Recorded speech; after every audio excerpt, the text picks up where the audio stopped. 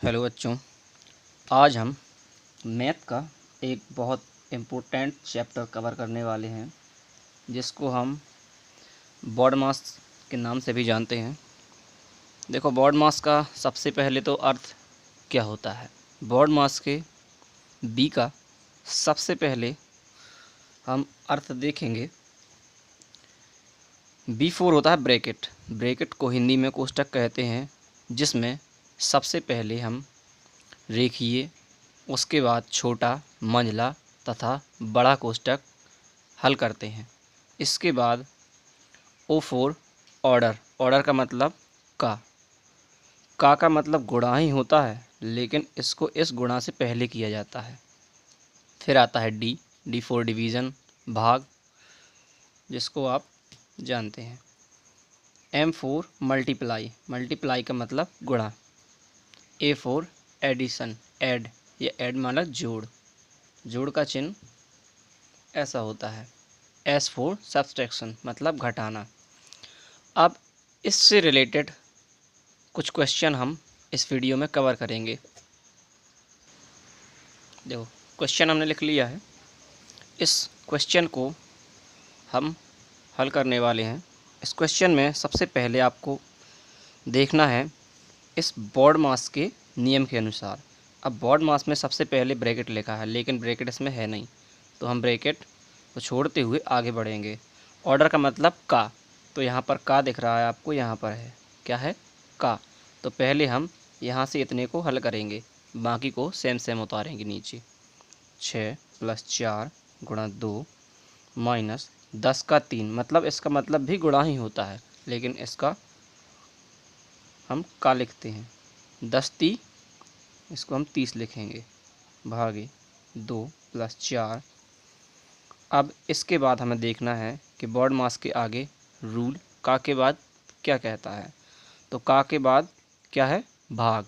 तो हम इसको, इस पोर्शन में हम भाग के चिन्ह को देखेंगे कि भाग का चिन्ह कहाँ पर है।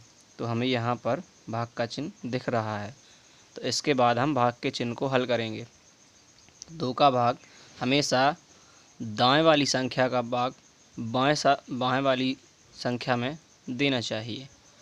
तो हम 2 का भाग 30 में देंगे, बाकी पोर्शन ज्यों का त्यों उतारेंगे। 2 का भाग 30 में देने पर आंसर 15 आएगा, +4। फिर हम आगे बढ़ते हुए बॉड मास के रूल से गुणा को हल करेंगे।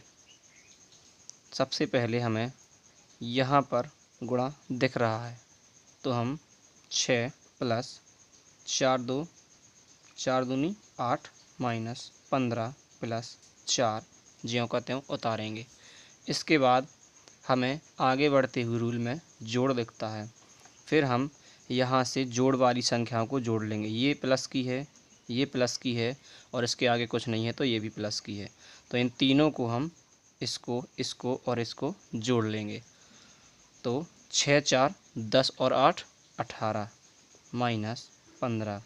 अब हम इस वाले चिन्ह पर ध्यान देंगे जो कि माइनस के 15 है।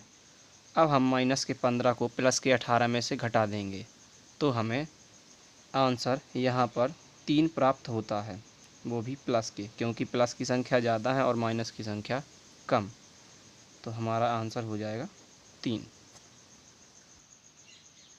इसके बाद हम क्वेश्चन का स्तर बढ़ाते हुए थोड़ी सा लेवल ज़्यादा कर रहे हैं।